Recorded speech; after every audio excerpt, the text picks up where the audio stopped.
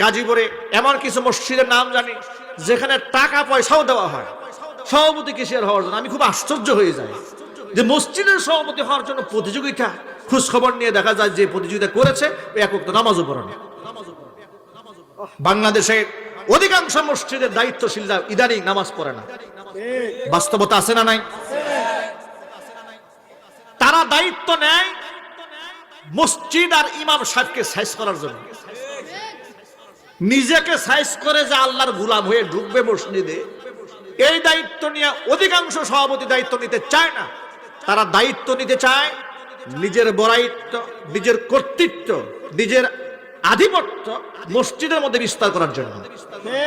মসজিদে যখন ঢুকে কাশতে কাশতে ঢুকে মানে বোঝায় সভাপতি সাহেব আসছে, ঠিক কিনা? জুতার বাড়িটা, পায়ের আঘাতটা, গুড়ালির খুঁটটা, ধাতটা জোরে জোরে মারে, সবাই যেন বুঝে চলে আসছেন, উনি চলে আসছেন, ওনার জন্য সামনে জায়গা দিতে হবে, জায়নামাজ রাখতে হবে, এমন অবস্থাও কোনো কোনো মসজিদে আছে।